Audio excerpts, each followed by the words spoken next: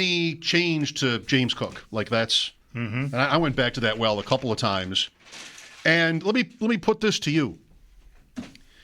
What would you do? We had a couple of these topics on Cook. One was, what would you do if you were Cook?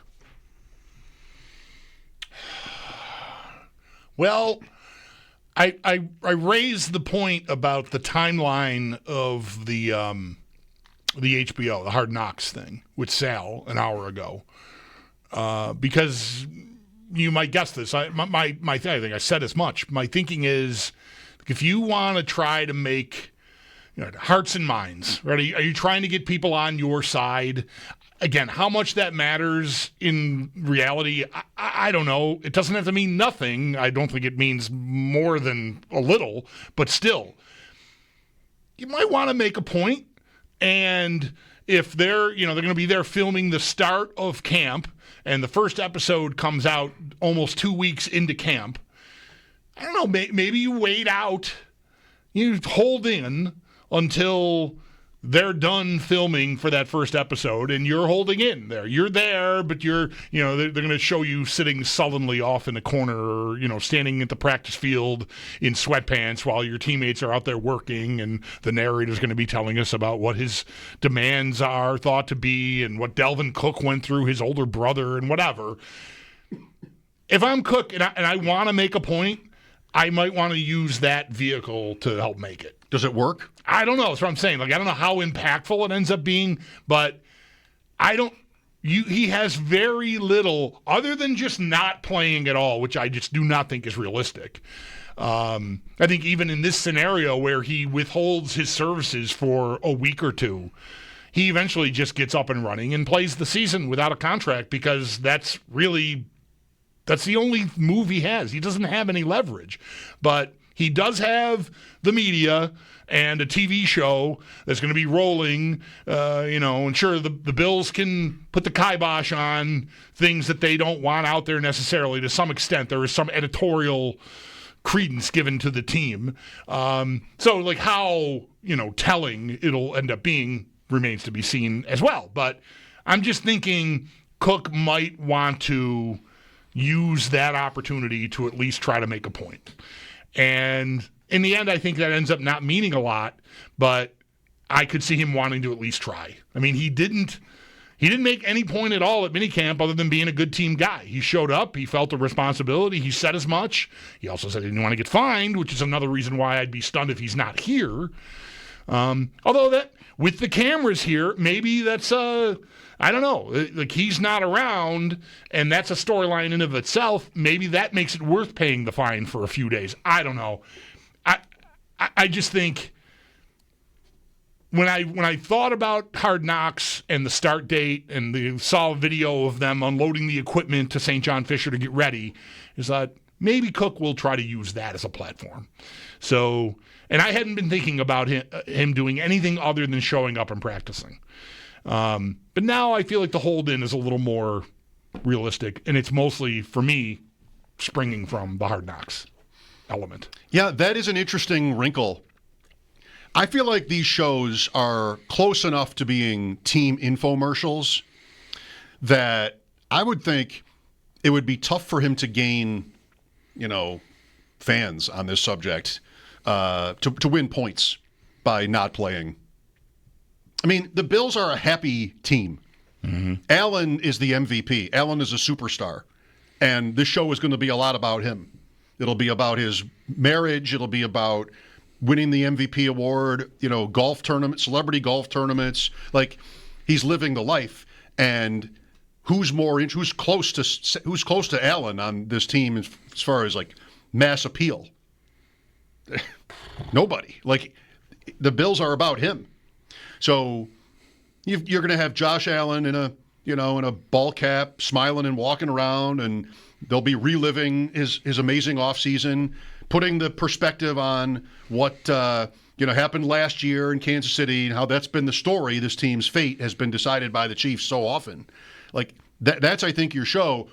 By the way, this guy over here doesn't want to play.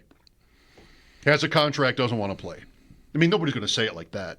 Right. But I think Cook would be, by holding out, I'm not saying this is why he shouldn't do it necessarily, he would be the butt of the Bills here. Like everything is, it's beautiful weather. Here we go. All systems go full speed ahead. Great picture. Super Bowl favorites again, almost, just everything. Last year, the stadium, proud history of the team.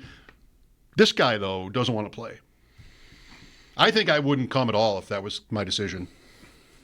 I wouldn't want to be on the show because what am I going to be there in sweatpants? Right. Yeah. And I'm too good for this.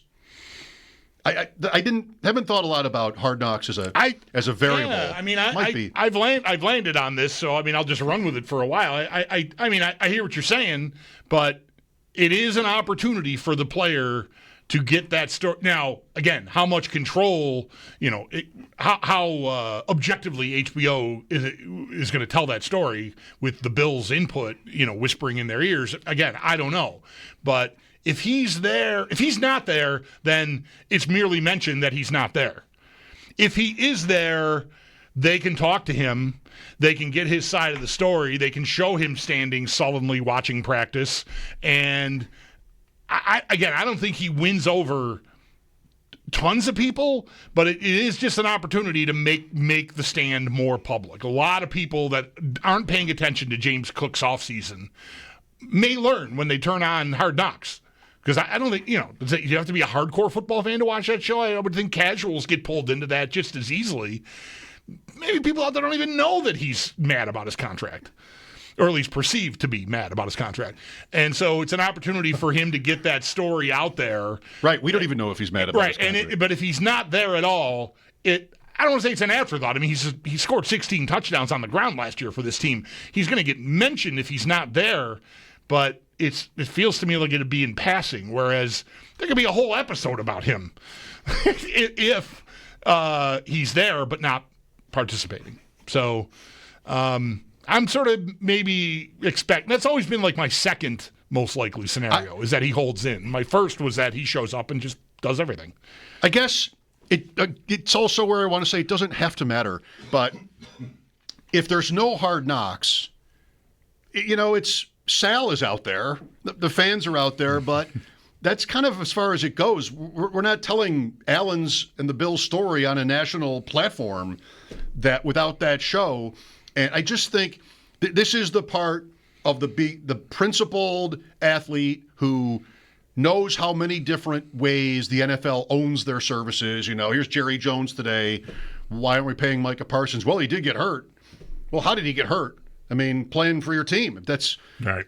The boxes are all sort of against the players, and I can respect Cook being like, yeah, I mean, I feel like I'm worth more than this. Yeah. But to have that be on a national stage, I mean, Pardon the Interruption runs clips and talks about what happens on Hard Knocks, and the Bills don't have really anything else to offer that you can chew on. That isn't Josh Allen great? Should they wear red helmets? I mean, really, what are the storylines? Sal's writing about storylines. What else is there? And this show will have to make it interesting, and he'll be one way to do that. Right. I think he misses that opportunity if he doesn't show up. And if I were he, I think that's better. Yeah. I think he still has the same. He doesn't have his face on it, and I'm not sure he would even do interviews if he were here but not practicing. Well, in this scenario, I'm suggesting it would be smart for him to, like tactically, because you know how fans are. I know fans almost always side with ownership, which is still kind of mind-boggling, but I mean, this is how it goes. But if you've got a player that is of this level of importance to the team, relatively speaking, I mean, I think running backs are pretty replaceable, but not everybody feels that way. And he did score a bunch of touchdowns, and I'm anticipating, the team, whether it's Bean and McDermott or teammates like Allen or anyone else on the team, talking about how much we love this guy, how hard he's worked, he improved in these areas, all this stuff, and he's not there, he's not working. And I think for a lot of fans, that's the moment when it becomes real. Right? It's easy as the winter is going by, spring, summer, he wants this much money, and, you got fans on both sides of that issue. I just think fans will be swayable when they see it presented, if it's done in a dramatic, here's a team with Super Bowl aspirations and their running back who scored this many times, I think it's going to hit home for people in a different way watching it on the TV show. I could see a casual Bills fan who knows all the guys and everything, but isn't like wrapped up in the day-to-day and whether Cook is going to get a contract or not, watching the TV and going, they got to pay this guy. What are we doing? They're trying to win the Super Bowl. You got to pay. You can't have him not playing. Well, what? And again, what does that amount to? I don't know. You get back to whether you want to put this in the context of like what percentage of people feel A or B. You get back to what really is his value. Would people ponder for the first time in their lives James Cook holding out on the Bills and think this means anything to their chances? I think a lot of people would. Really? Yes. If presented in the right dramatic context on that show. I think when you see something on TV, it becomes more real. When you see video, it becomes more real. It just is a different thing than us talking about it on the radio. I don't know why that works that way, but I think it does. So I don't know how many people. I'm here. This is where I'm standing. I think he'd be. Would you feel that way, though? Absolutely not. No, me neither. No, of course not. What do you think? But I'm not a casual fan. I'm a psycho. You're more qualified. Oh, okay. Your opinion is more qualified because of the extent to which you know. Okay, thank you. So what I'm talking about is people who aren't qualified, who are just going to be sitting on their couches watching the Bills being mean to their second best offensive player. And suddenly, hey, maybe James Cook's got a point. Most fans, did you already say this? Most fans, I think, believe even strongly you signed a deal, honor it. Yeah. And that's where we're at. So somebody could think they're being mean to him. Most people, in my opinion, would think he's in the wrong. It isn't how our lives are. It isn't relatable. He's got a chance to, maybe, we don't know what the Bills think, he thinks he might have a chance to triple his income and get years and be done. Like, this is my moment. Mm-hmm. This happens a lot. And that's all understandable if that's where he's at. But most of us see it as, you signed a piece of paper that said you would play for this amount of money. Why aren't you playing?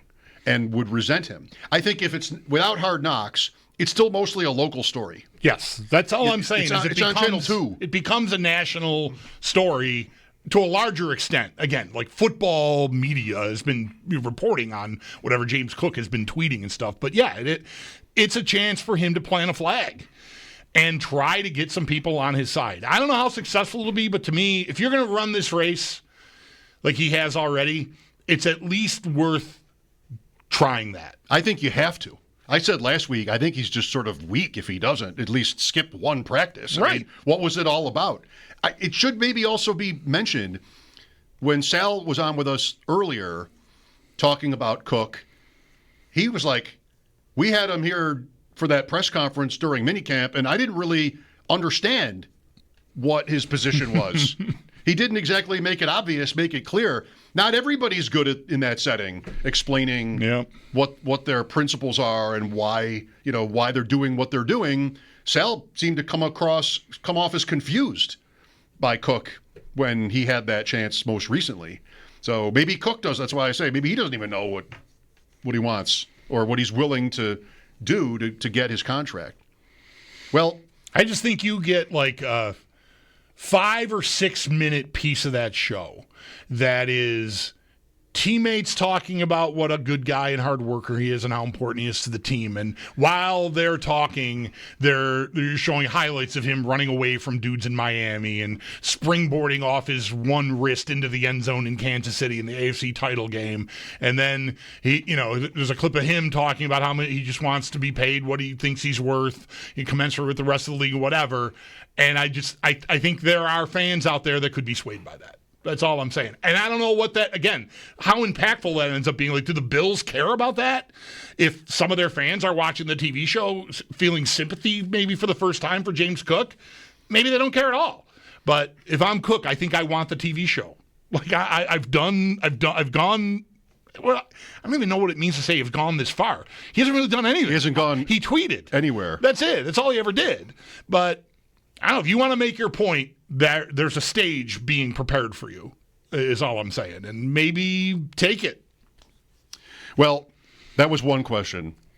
What would you do if you were Cook? And you would...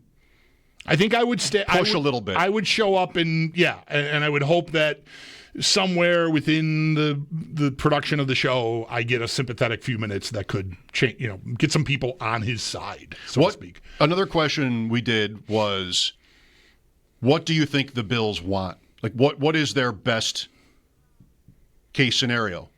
And you might say that he just shows up, and there is no, because you've said this is yours. Yes. That you don't think they should give him a new deal, that they should just expect him to play on his deal, and that he probably will. And I don't quite agree. I think the Bills, my guess would be that they want a new 2 or 3 or 4 year deal, probably not 4. They'd want to extend him, but at their number, whatever that might be, somewhere like 9. Mm-hmm.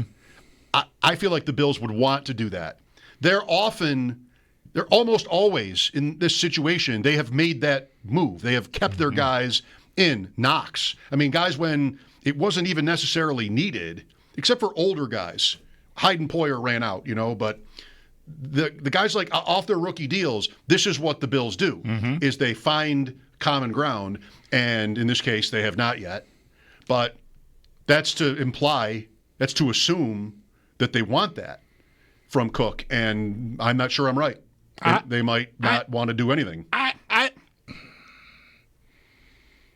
inclined to agree. I would want to. I think I'd assume that they would like something, just for the peace to be kept. Right? Everybody's happy. We don't have any distractions. Another Super Bowl winning year. That's the goal. 1 seed. All the stuff. We just don't want any stuff. So yeah, if we could get him for 3 for $30, maybe they'd do it. And they'd be happy with that. It's, to me, the second best scenario. The best scenario is he plays out the year. And I replace him with Ray Davis and Ty Johnson and a draft pick next year. Or a mid, 27-year-old free agent. You're bringing in Tony Pollard? Is that what you're saying? Whatever. I don't know. Whatever. I'm going to find another guy. Because while $10 million isn't outrageous for a starting caliber player, although careful with starter. I mean, it's still less than half the snaps, but either way, it's not a back-breaking contract. But I don't think I need to do it. He's the starter, but he's not the finisher.